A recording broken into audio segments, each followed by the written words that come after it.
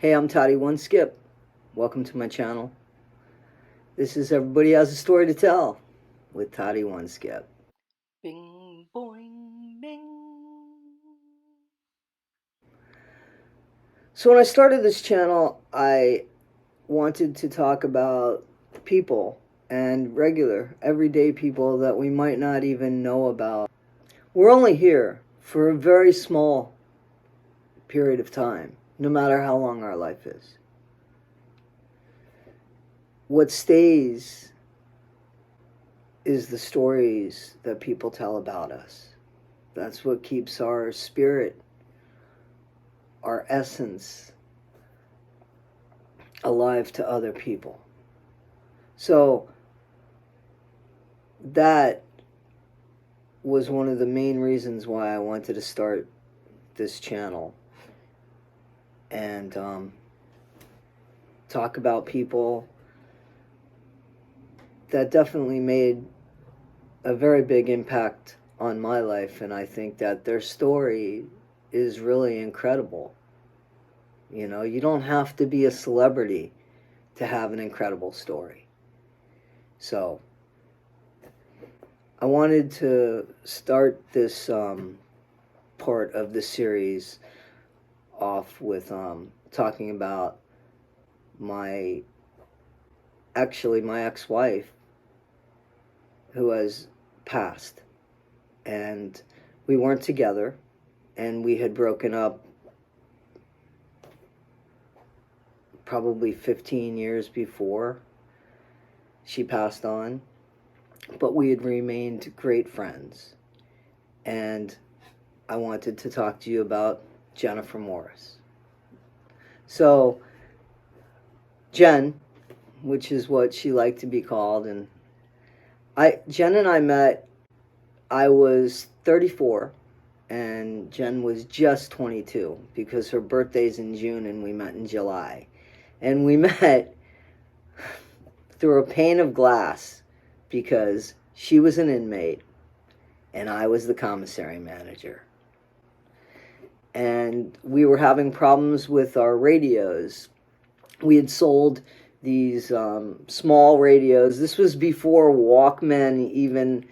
Well, I think there was Walkman, but these were just transistor radios playing, I think, AM and FM. Some of them, I think, might have only played FM. And they had headsets, these old headsets that you would just, you know, plug in your ears, and they were connected by wire. There wasn't any kind of remote or wireless, I should say. So we had bought a bad batch of them, I guess, and people were returning them like crazy. So I went into this cell block, which was a very unique cell block because one side was men and one side was women, and they supposedly never saw each other except through like passing and maybe a pane of glass. So this girl came up to me, come up to my window, and she said her radio. Now, this point, we're hearing all about the radios, and I said, listen, I am happy to replace that radio if you would go ahead and leave a note for me on the commissary sheet so that I remember to bring the radio next week, because we don't have any radios right now anyway. We're getting them in. So if you leave that note for me, I'll go ahead and replace the radio, and I can replace it at the same time so you can have the one you have. And if it works during, because it would work like sporadically, it was really, there was some sort of short in it, something, but all of them, like, so anyway, so the next week, so she leaves the window, and I'm working with 3 inmates. So my employees were the inmates, and they're called trustees. And one of them was a really nice looking kid. And his name was Richard. I'm not going to give you his last name, but his name was Richard. And I had said to him, wow, she's really cute, you know. She looks like she's about 12 years old, but she's really cute. And I say it for him, you know, to just. So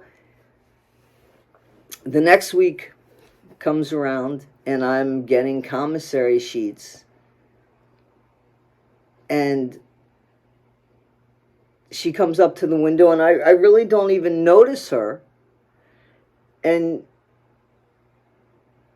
she hands over her commissary sheet, and there's something about the radio on it, but she signed it something about like being like 12 years old. So I smiled when I was reading it, and when I looked up, she looked up at the same time because she was looking at obviously at me reading it, and our eyes met, and I had a big grin on my face, and she had green eyes, and when she walked away from the window, I looked at that same guy and I said, "That's the girl I'm going to marry." And that's how we met. And she had seen me. She had said she had seen me in the woman's cell block, in the female block, but I didn't. I didn't notice her. I didn't notice her for me, or I didn't feel any kind of attraction to her until I read what I remember just being funny and witty and clever, and looking up and seeing her eyes and mine and us both smiling, and it was like things just stopped. Jen had been in jail before. Jen had a heroin problem. That was her drug of choice. I'm not a drinker, you know, and yeah, I smoke pot, but I wasn't even that big of a pot smoker back then. So the world was about to change for me.